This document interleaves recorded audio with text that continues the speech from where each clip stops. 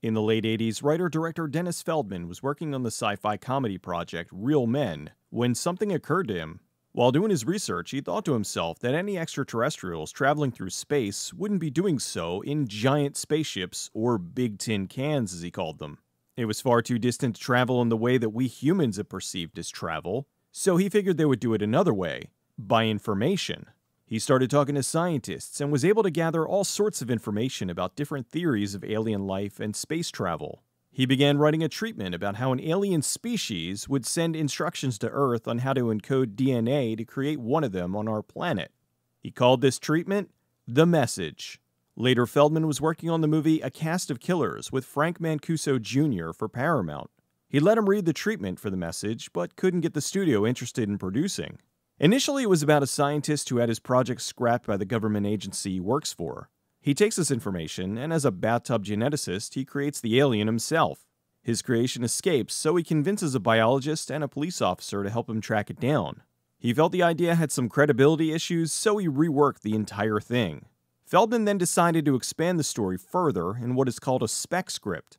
A spec script is when you're writing an original script and aren't being paid to do so.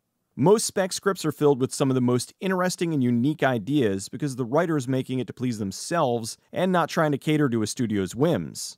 He wanted this to be more hard sci-fi, so he met with scientists at UCLA to discuss the reality in what he was creating. While there, he also studied the scientists themselves as he planned on using them as characters. After speaking with them for some time and discussing the origins of life in the universe, they directed him to speak with the people working at SETI, the Search for Extraterrestrial Intelligence. He went to see the enormous radio telescope, the Arecibo Observatory in Arecibo, Puerto Rico. The telescope is constantly scanning for transmissions from intelligent civilizations in our galaxy as a way to answer the age-old question, are we alone in the universe? While this was fascinating, he also found it quite scary. He said, maybe we shouldn't be broadcasting where we live to life forms that might prey upon us. Feldman met with the scientists working at the Human Genome Project to learn the fundamentals of how genetics worked. He took all of this information and worked it into what he felt was a very solid spec script. With the spec script written, Feldman spoke again to Frank Mancuso Jr., who decided to help him produce the production since he was no longer at Paramount. They pitched the idea around, and after a while, it started to get some major attention. This started a bidding war where 5 studios were all interested in buying the script. Feldman ultimately chose MGM because they were the only studio that looked like they would fast-track this into production. The other studios were looking to buy the script, and, as what often happens, they sit on it and may or may not ever produce it. MGM had a lack of content at the time, so for them to get this underway seemed like a good thing.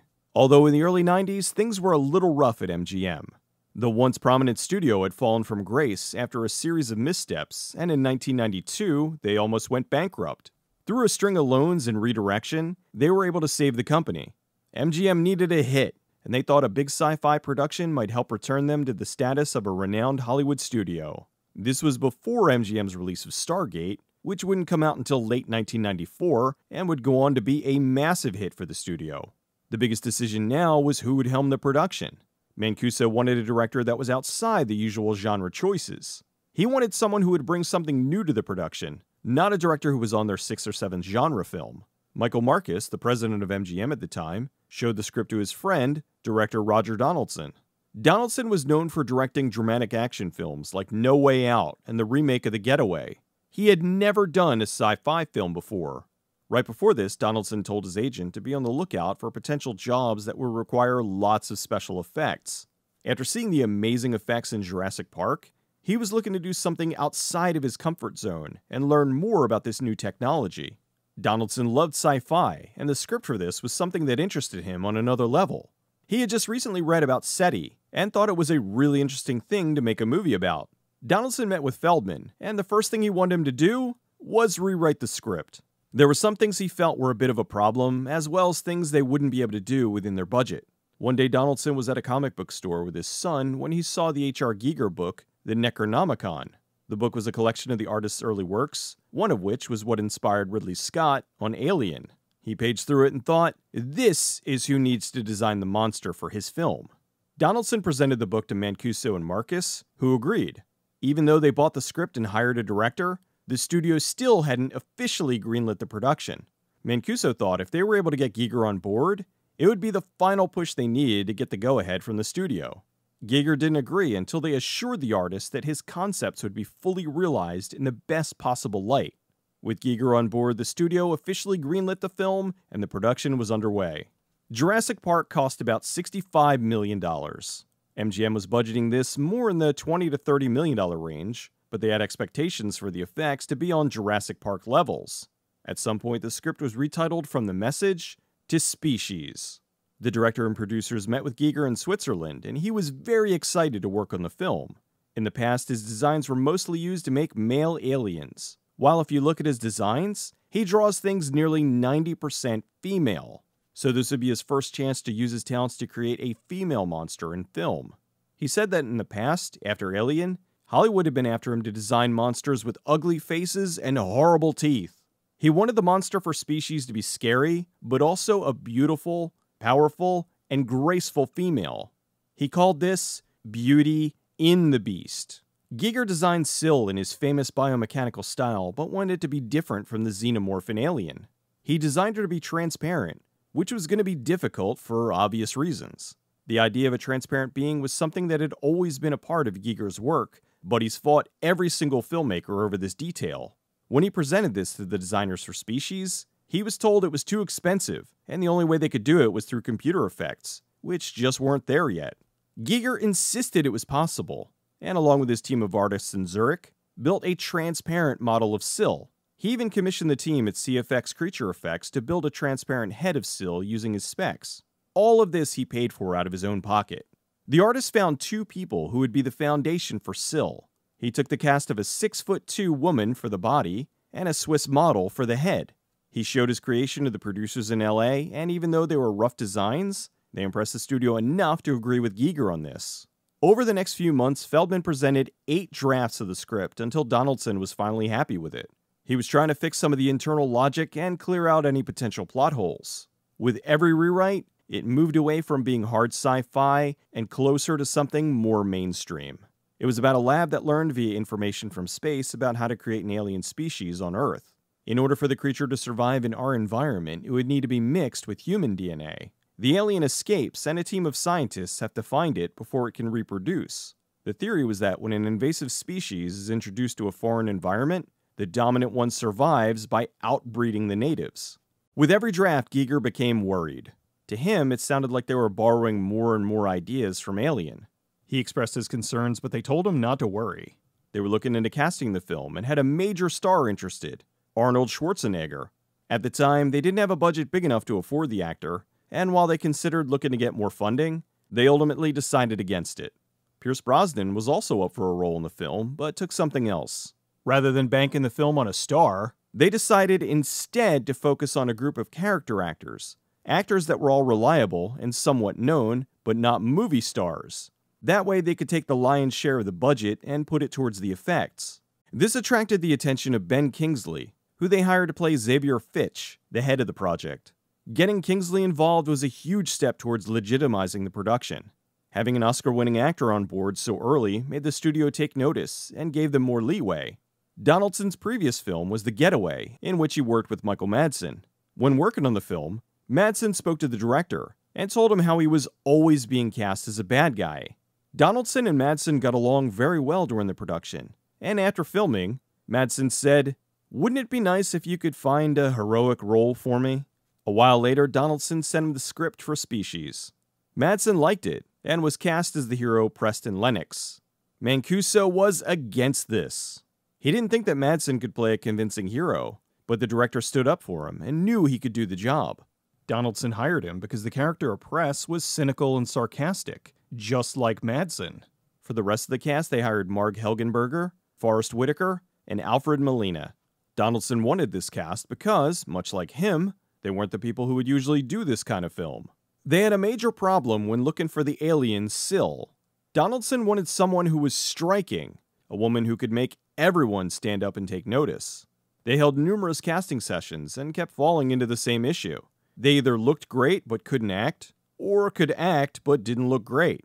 Finally, after going through hundreds of auditions, Donaldson asked to expand the search to include models.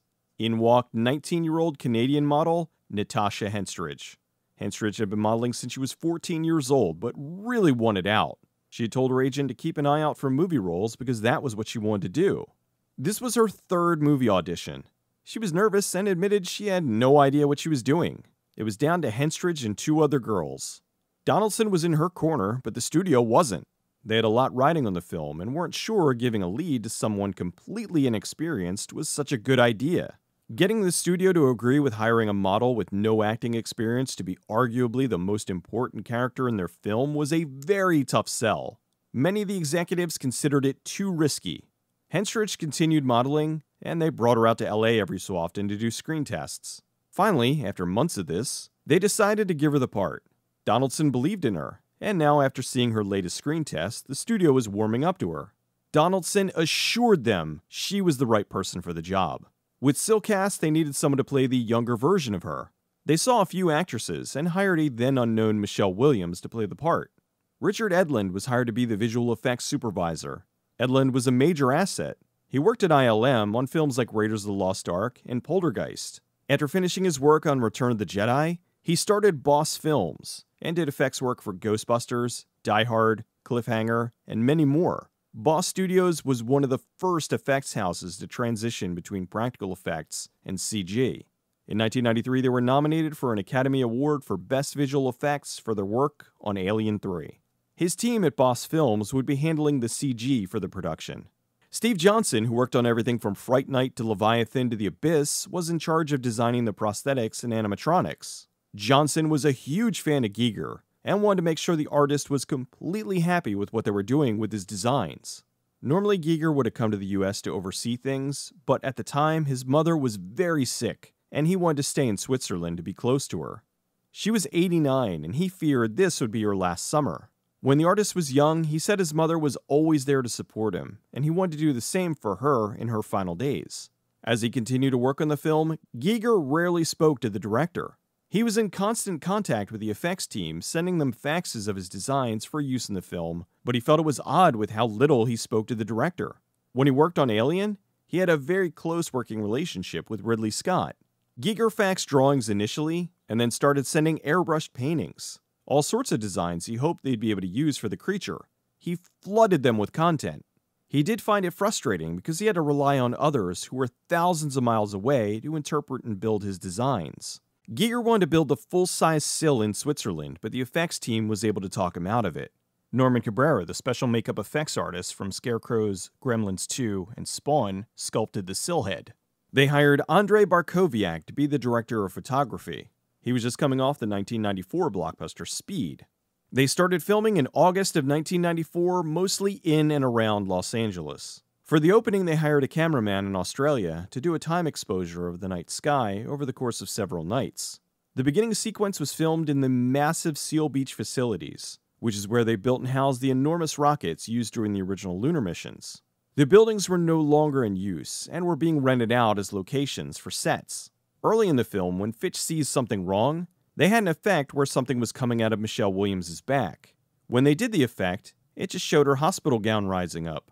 The director saw the dailies and thought it looked terrible, so they went back and reshot it with a fake back that they pushed a spike into. The train station was a real station in Utah. The train they used was a classic train in the process of being restored. They built the entire upstairs to suit the scenes they needed. The kitchen on the train was a set. The background when young Sill is in the train was a green screen. Johnson often had lengthy phone conversations with Giger. In some cases, there were problems due to the language barrier. Giger spoke very broken English. When discussing the transformation of young Sill into adult Sill, he said she needed to have pickles coming out of her face. He was very insistent on this. When Sill's first changing, these tentacles, or pickles, popped out of her face. They used a layer of makeup to cover the actress's face that would pull away, and then they hid the wires in post. This was very early digital wire removal. They used the makeup to make young Sill look fatter in the face. This was to show she was growing, but also to help hide the devices and air bladders they had under the makeup.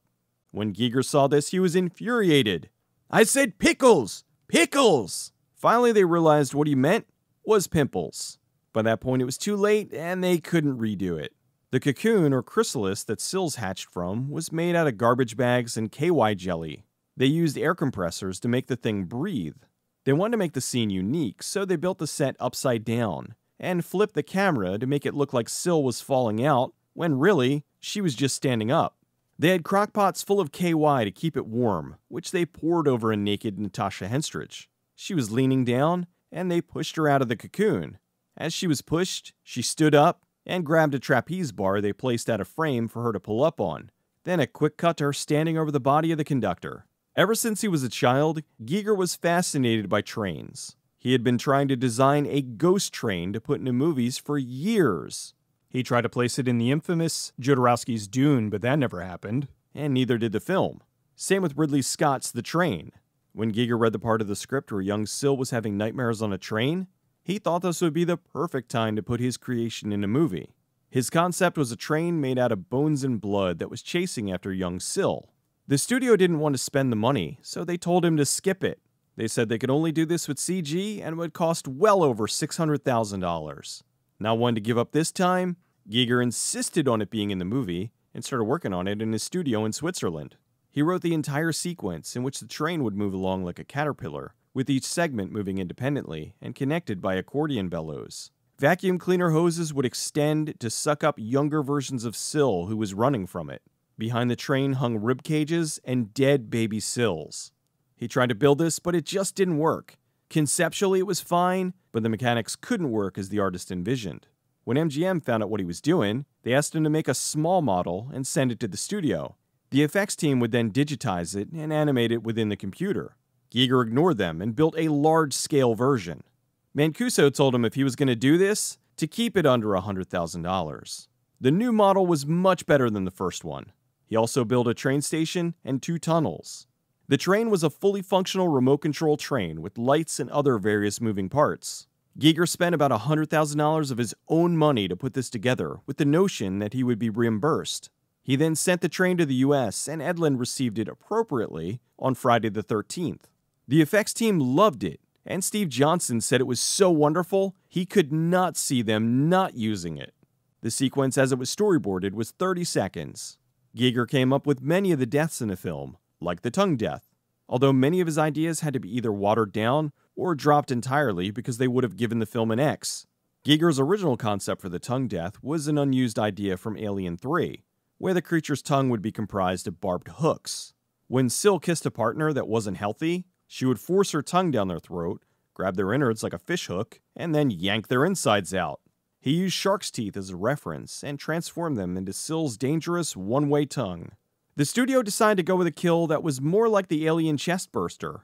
Giger was annoyed because he was trying to make things different from Alien, but they just kept veering his designs back in that direction. For the scene where Syl's kissing Anthony Guidera, it took 2 days to shoot. The practical effect was a bloody barbed tongue that was made out of plastic that could be blown up like a balloon. They hid the tongue in the blood pack under the actor's hair and then quickly inflated it for the effect. Then they added additional CG blood spray to enhance the effect. They set up the filming schedule in favor of Henstridge. They didn't have any dialogue-heavy sequences for her early on, so they could ease her into acting. It was mostly set up for her to walk around reacting to what she was seeing, much like Syl was reacting to this new world she had been thrust into. When Syl's walking through the streets, the director and the director of photography are in the background. This wasn't an intentional cameo. They just needed some people to fill in the background and didn't have any extras available. Henstridge was comfortable being nude, which made it easier for everyone on set. It wasn't a big deal like on some sets where perhaps an actress is doing a nude scene for the first time. With her being a model, she was just used to walking around nude in front of people. Being nude was no big deal, but she was, however, nervous about her first on-screen kiss. She spoke to Alfred Molina, who helped her relax by letting her know that he was nervous too. The only time he had an on-screen kiss was in 1987's Prick Up Your Ears, and that was with a guy. Giger wanted Syl to have 4 distinct stages of evolution. He said when she gets angry, she first becomes red, then orange red, then dark red, and then orange red hot. Her clothes and hair burn off, and on her back there are these sharp spikes coming out. Her body weapons are like red glowing steel. She then cools to a transparent carbonized glass, and you can see her inside bone construction, veins, body organs, and discs. The studio cut the color changes and glowing aspects, which made him sad. He said at times he felt like his suggestions were no longer welcome. He felt the director wanted to make Sill's monster form ugly, and he wanted to make her beautiful. He said, "I think he's a great action director, but for the horror scenes, he and I did not share the same vision." Donaldson and the studio agreed that the movie needed to be cutting edge in order to compete. Jurassic Park and Terminator 2 had just raised the stakes of visual effects, and they wanted this film to be the next groundbreaking production. That meant they were going to do their best to incorporate practical effects with new digital technology. One of the biggest hurdles was deciding when to use practical effects and when to do CG. CG was still experimental and expensive, so they tried to use it only when 100% necessary. Throughout the film, Sill was to transform from her human side to her alien side. To do this, they wanted to have a full suit made for an actor to wear. They also built a fully animatronic Sill, made of polyester and vacuum-formed plexiglass. As the production moved forward, Giger received the updated script and was concerned over the similarities between Species and Alien. He pointed out 5 ideas taken directly from the Alien series. The studio chose to overlook it. The hotel was the Biltmore Hotel in Los Angeles. The wedding shop was a real store in LA. The computer lab was a set. For the monster in the cage, once again they used melted garbage bags and KY, with an air compressor to inflate it.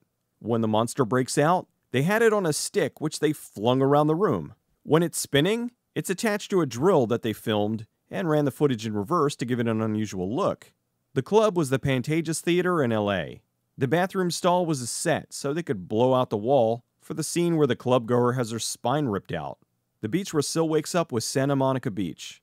Sill's sex dream was shot by having 2 actors in bodysuits filmed underwater in a giant tank. The house with the hot tub was a real location in Santa Monica Canyon. However, once they get into the hot tub, it switches to a set. The set was a major problem. The water made the hot tub rust, and the tiles started coming off the bottom, which cut the actors' feet. When the actor's thrashing underwater, they glued a partial body Sill puppet to his back and had him make it look like it was holding him down. It took 8 people to control. They had tubes in his mouth, which they pulled out, and then ran it in reverse to make it look like they were going in. They then had a partial life cast of the actor where they shoved more tubes into his mouth than they would have been able to do without actually killing the actor. After Sill leaves the hot tub house, she needed to kidnap someone. They hired an actress for the part, but for some reason, she never showed up. Rather than reschedule the shoot, the director's assistant, Marlee Schneider, stepped up. She was in the Screen Actors Guild and offered to play the part. Henstridge was very nervous about this part. Not the scene where she's completely nude, but the part where she's talking to the woman she abducted. It was the most dialogue she had in the entire film. Thankfully, this was shot later in the production, and she was gaining more confidence in her abilities as the days went on. When she cuts off her thumb, that was a mix of practical and digital effects. She moved her real hand into frame with her thumb tucked down, and they made a prosthetic thumb for her to cut off. Then the digital team made an effect for the new one to regrow. The scene where the car explodes was very dangerous for a few reasons. A major one was this was done during fire season, and they had to get all sorts of permissions to be able to do the multiple explosions. If they didn't have enough precautions, they could start a wildfire. For the black hair, they had Natasha Henstridge wear a wig. Donaldson worked well with Madsen and let him improv some things. He improved this moment, for example. Some candy? Later in the film, there was a love scene between Madsen and Helgenberger. They asked if they could just improv the whole thing, which the director allowed. They did it in a way that was funny, clumsy, and playful, like a normal half-drunken hookup, rather than a super polished, overly romantic love scene. By doing it this way, it made it more real. While the script was rewritten 8 times, many little details from the first draft remained. In an earlier draft, there was a love triangle between Sill, Preston, and Laura, where the 2 women were dueling over his affections. While the subplot was taken out, there still were pieces of it that made it into the film. The dream sequence of Sill and Preston, Sill intentionally running into Laura, and Sill following Preston in the elevator, wearing Laura's perfume. The team was having a hard time agreeing on the ending. They had numerous concepts, but no definitive one. The current ending had it so that after Sill was killed, her face would crawl off her head, slide down her shoulder, and mix with someone's arm. This was how the monster would get away and leave the door open for a sequel. Donaldson thought it was too weird, and the studio thought it was too expensive. There was one where Sill cuts herself into multiple pieces, and then each piece forms a new Sill like a salamander. Giger scripted an ending that was an all-out war between Sil and the military. Lots of helicopters and explosions, with the finale in a drive-in theater showing, what else? Alien. Dr. Baker, played by Mark Helgenberger, goes full-on commando and shoots Sil in the head with a rocket launcher. The glowing red-hot baby pours out of the dead mother's chest and slides under a car, which heats up and explodes, killing the baby. Another ending was to have the audience think the alien baby escaped. Then, in an after-credits stinger, they show one of the soldiers pick up the alien baby by its legs and smash it into a wall until it's dead. They told Giger simply no, they wouldn't be doing that. Giger hated the fact that they went into the finale with flamethrowers. He said Sil cannot die by burning. It was the ending of Alien 3 and Terminator 2. As he described, Sil gets hot when she attacks, so she would be resistant to fire. On every fax he wrote, no flamethrowers. He faxed them a drawing of a man with a flamethrower between his legs standing over a woman on all fours, bathing in the flames. He called this Flamethrower Fucker. There was a rumor the crew loved it and put the drawing on a t-shirt. They decided to have the ending be a showdown in a cave underneath the Biltmore Hotel. When they're chasing Sil into the basement of the Biltmore, part of it's the actual location, and then it switches to a set. The underground tunnels were huge sets that were all interlocked. They had them set up so they could be lifted and moved around if needed. Once the pieces were in place, they filled the lower portion with water. In general, it was only about 6 inches deep, which they dyed to make it look deeper. There was a section where it went much deeper, so they could do a scene where Sil jumps out at Fitch. They pulled a board underwater to make it look like something was swimming. The person wearing the full Sil suit was stuntwoman and Olympic gold medal winner Dana He, although in many of the shots, it was the fully animatronic puppet Sil. The finale had them fighting the animatronic Sil. After seeing the animatronic in action, Mancuso decided it was too stiff, and the climax of the film would need a fully computer-generated Sil in order to have the look they wanted. Richard Edlund was a 4-time Academy Award winner and was known for constantly pushing the envelope in the field of visual effects. They scanned the physical suit into the computer and made a fully realized digital version they could control. This was very early in the industry. So early, in fact, they were writing the software while they were making it. Edlund controlled the character with a specially rigged puppet, which Donaldson could direct in real time, like an actor. They called this new form of puppeteering motion capture.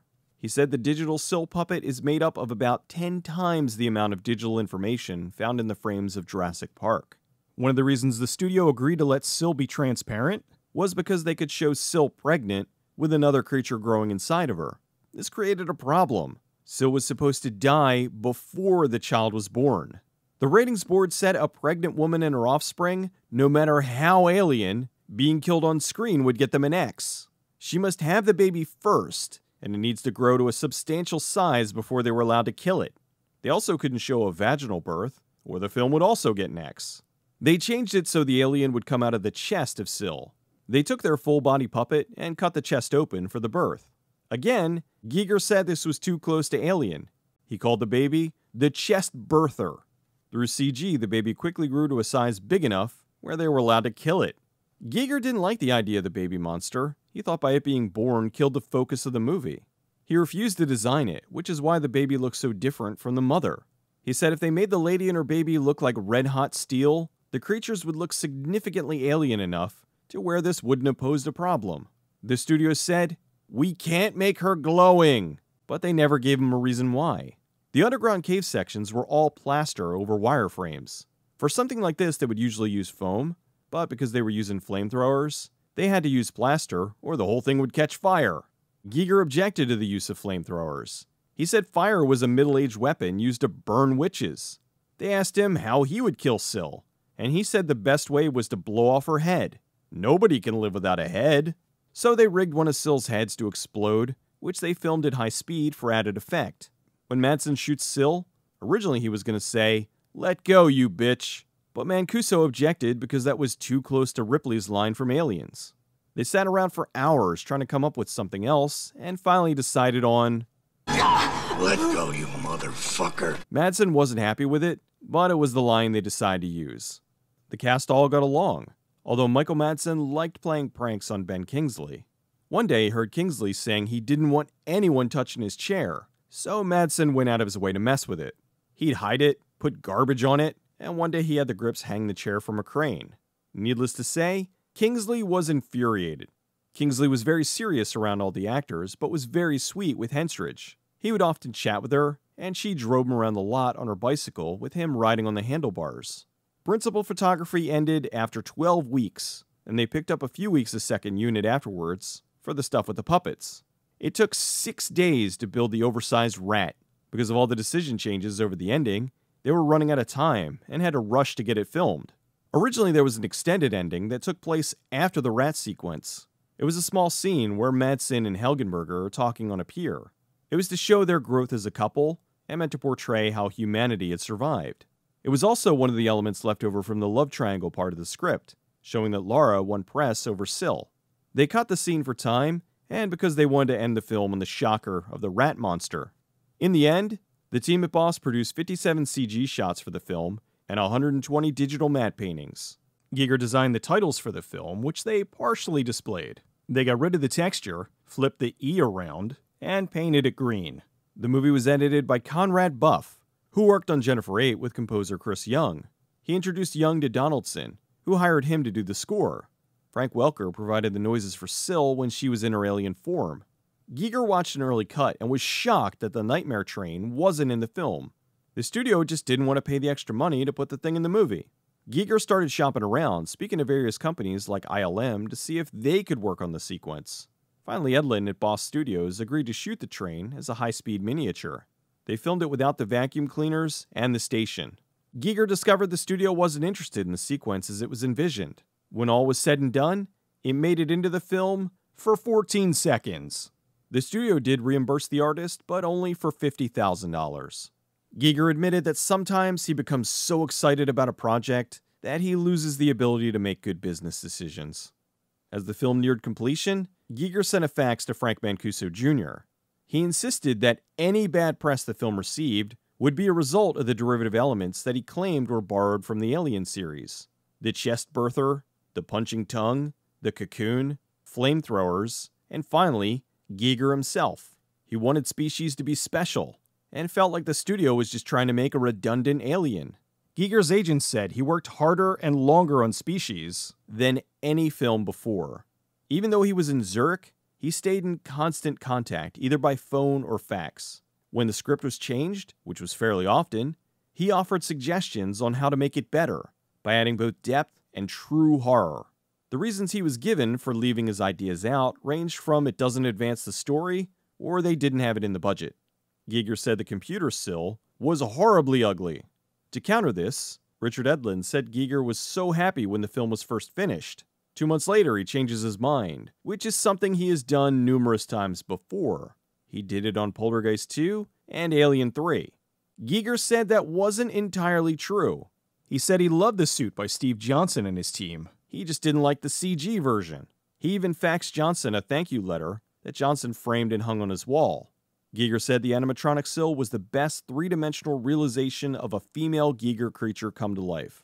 He even commissioned Johnson to make him a second Syl statue that he could keep at the studio. Giger said it was rare to find a collaborator that he admired, someone who understands the logic of his work, but with Steve Johnson, he felt his ideas were in trustworthy hands. While filming was going on, Giger's mother passed, so he was glad he decided to stay in Zurich to be with her. The studio had a screening for the cast and crew, which went over well, although Natasha Henstridge freaked out. After the film, she ran out of the theater crying, saying how terrible she was. She was still very young, and seeing herself on the big screen was just too much to handle. The executives at the studio were panicking, because they had a wave of press conferences in the next few days, and their star attraction for the film was saying how bad it was. She eventually calmed down, and was able to do the interviews without freaking out. Henstridge went on the press tour, which was eye-opening for her. She said she didn't even think twice about the nudity in the film. To her, it was no big deal. However, when she was interviewed over the next few weeks, every interviewer seemed to do nothing but focus on her nudity in the movie. They weren't interested in her experiences or her thoughts on the film. They all grilled her about the nudity, which made her more uncomfortable than the actual nudity. When they did the press tour, Ben Kingsley was still mad at Michael Madsen and refused to sit anywhere near him. The two made amends, and they now get along just fine. The studio released the movie poster, which again annoyed Giger. The black background with the egg in the foreground, Giger pointed out was an obvious copy of Alien. Giger said, What hurts is the movie poster looks as if I did it myself. If the poster design is bad, and they copy my style, people will think Giger's work is bad. It probably would have cost them less if they had asked me and let me do the poster. It was suggested MGM wanted Giger's name almost as much, if not more, than his designs. The movie was released on July 7th, 1995 and did very well, making $113 million worldwide on a $35 million budget. Audiences loved it, but many critics trashed it, calling it feces. The movie instantly made Natasha Henstridge a household name. Giger really loved Henstridge in the movie. He made her a silver tongue necklace with snake's teeth as a gift. The scene where Syl kills Robbie, the guy from the club, with her tongue, won Best Kiss on the MTV Movie Awards. Afterwards, he asked her on a date, and they went out, only to be robbed at gunpoint during the date. She was terrified, and asked him to stay at her place for the evening, but they never went on a second date. After Species, Henstridge started getting offers for movies left and right, and said she jumped on one of the first offers she got, which was for the Albert Pyun movie, Adrenaline, Fear the Rush. She said this taught her a valuable lesson, which was to take a bit more care when choosing what to work on. Henstridge worked on the short-lived but cult favorite series She Spies, which lasted 2 seasons, during which they made sure to put in little references to Species. In an ironic twist, at the end of 1995 there was a world tour called The Great Illusion. This was a traveling exhibit commemorating 100 years of cinema. One of the exhibits was Giger's Ghost Train, which the studio initially didn't want and was only in the movie for 14 seconds. With Species being such a hit for the studio, they wanted to make a sequel. Donaldson wasn't interested, so they hired Peter Medak, who, like Donaldson, wasn't someone who normally directed this type of film. The sequel fell into the trap that many sequels do, and that was to ramp up many of the exploitative qualities of the original. So the sequel had more nudity, more violence, more special effects, and yes, I'll do a full video about it in the future. The series so far has spawned 3 sequels. The first 2 movies were in theaters, and the last 2 were direct-to-video. Henstridge only had a cameo in Part 3, and she said she was paid as much for the cameo as she was for the entirety of the first film. Acting was great for Henstridge, and she was happy to never model again. Donaldson liked Andrei Barkowiak so much they did 2 more films together, Dante's Peak and 13 Days. There was a big learning curve with the visual effects in Species, and Donaldson took much of what he learned here into Dante's Peak. He also married his assistant, Marlee Schneider. Species is a genuinely unique sci-fi movie. It skirts the line of serious sci-fi thriller with occasional spouts of exploitation. The director didn't want this to be a straight-up horror film. He understood that there needed to be some gore, but he wanted to balance out the sexiness with the violence. He wanted it to play more like a horror thriller. And with that in mind, I think he succeeded. I thought the concept was a very good one, with the aliens arriving on Earth through information instead of a spaceship or other means. I also think most of the effects held up well. The CG is extremely dated, especially the full-body puppet. There are a few shots that are obvious CG, but still look good, like when Syl's watching the team and transforms to get away. It's important to remember this cost half the price of Jurassic Park, and while some things didn't hold up well, the technology they developed is still in use today. I also love Giger's design of the character, and all his creations like the Ghost Train. It's a movie that feels like a showcase of many of the artist's works. Henstridge is stunning, and it's easy to see why the director fought so hard for her to be in the picture. The other actors held their own, and I liked seeing Madsen in a very rare turn as a good guy. Forrest Whitaker was also terrific as the empath, so I was sad he didn't return for the sequel. Although they kind of melded his part into Henstridge, as they brought her back as Eve, the good clone of Syl, in order to track down Patrick, the male alien in 2. As much as I like the film, I still don't know if Donaldson was the right choice to direct. I also wonder what the film would have been like if they stuck closer to the original script. It's difficult to think of Species as hard sci-fi, but that's what it originally was. Although if it would have gone that route, it most likely would have been one and done rather than an entire franchise. I do think it would have been better if they stuck closer to more of Giger's ideas. Initially, when I read Giger's concept on Syl glowing, I thought it was ridiculous. However, I now understand what he was going for, and I think it could have worked and would have been really cool. I think he gave them enough ideas that would have made the film stand in a different light than Alien, but as it is now, it's hard to deny that it doesn't share more than a few similarities to the landmark sci-fi property. Giger disagreed with the producer's insistence on getting a non-horror director to helm the project. He thought a horror specialist would have suited the production better. Again, I agree. I also think a more horror-centric director would have tried to implement more of Giger's ideas.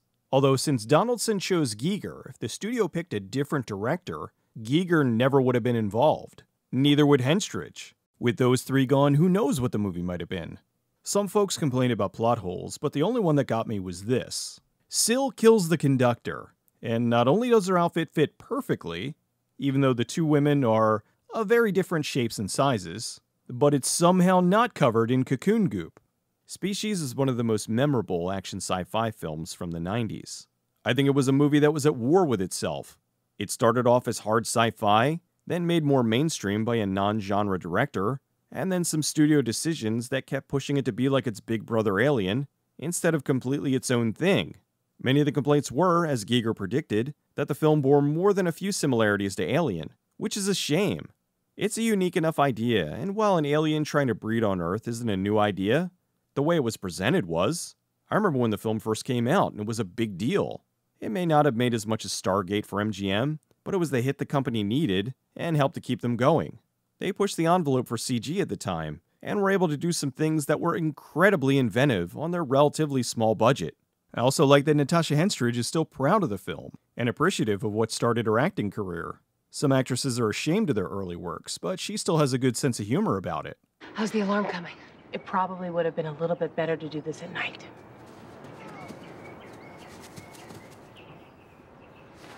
Hey guys, Species is on cable. This year marks the 25th anniversary of the film. Although nothing reminds me that we're all getting old, like seeing Natasha Henstridge, who is 19 in Species, is now on TV playing a mom.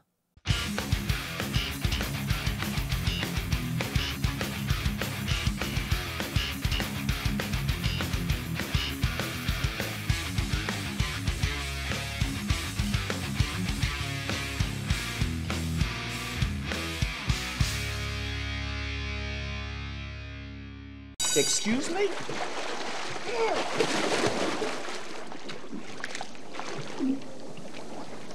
He's dying. While I was working on this video, it was announced that the Arecibo Observatory was going to be decommissioned. Due to Hurricane Maria, there was some damage to the dish. Then in August and November of 2020, 2 cables snapped, which severely damaged the dish. With a lack of funding and millions of dollars in repairs needed, it's unclear if the dish will ever be repaired.